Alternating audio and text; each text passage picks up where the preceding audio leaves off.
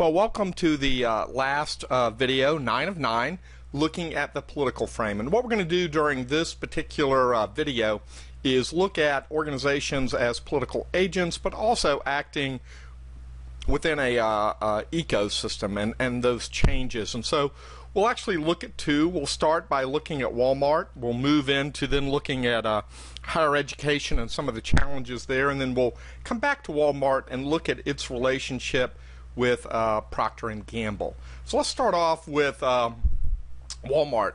If you look at it, Walmart has as a political agent, four tools. We're kind of circling back to about the middle of the series of videos, and they have the ability to develop an agenda, to map out the environment, manage relationship with both their allies and their enemies, and also to negotiate compacts, accords, and alliances.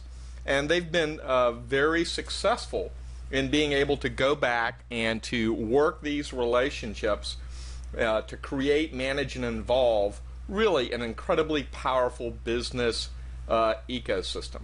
And so they've used that to really control the market. And we'll come back and look at this idea again, but I wanted to seed the conversation, get you thinking about it a little bit ahead of time in terms of those four basic skills, building an agenda, mapping the environment, managing relationships, and then negotiating.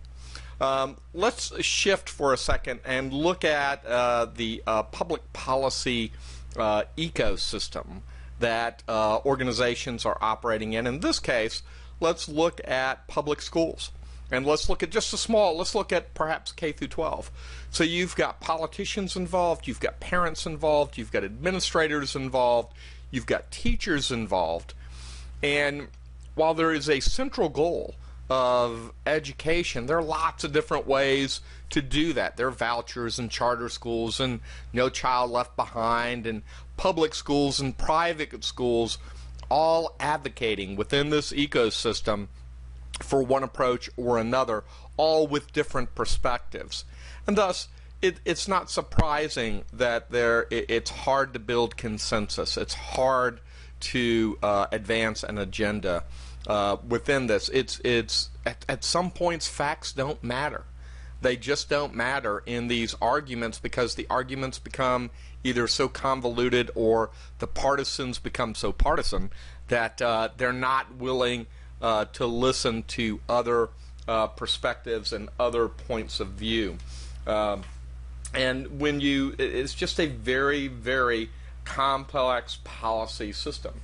And the book talks about a couple of other ecosystems that are very similar to that in terms of the complexity that they operate in. Let's now go back and look at society now as a ecosystem. If you take the previous discussion on higher education, or actually K through 12 education, and look what's happened over time. 1954, we've got 60 companies equaling about 20% of the economy. Now we've got about 20 companies in 2005 equaling about 20% of the America's economy. And the question becomes, is free choice an illusion? And the book posits that it's not a free market capitalism, especially where Walmart is involved. Walmart is actually running the market. Well, how can you say that? Well, let's look at Procter & Gamble. So Procter & Gamble has sales in excess of about $64 billion a year. It's far bigger than any of the other consumer products companies, but it's also bigger than all of the 20 public companies of any kind in the United States. It's huge. But Walmart isn't Procter & Gamble's number one customer. It's Procter & Gamble's business. Walmart is bigger than Procter & Gamble's next 9 customers combined. And that's why people get scared of Walmart. They should be. Any corporation with the scale and vigor and independence of Procter & Gamble must bend to Walmart's will. and it's easy to influence the kind of influence that, or it's easy to imagine the kind of influence Walmart wields over the operators of small factories and developing companies or other types of companies. Now, most of that I just read actually straight from the book, so I do want to give credit that's coming from Bowman and Deal. But it really paints a different picture. Walmart is so large that even $64 billion companies, even extremely large companies, are having to follow the rules that are set by Walmart. So what are those rules? Well, it means Walmart gets to set the agenda and map out the environment and manage relationships and negotiate compacts.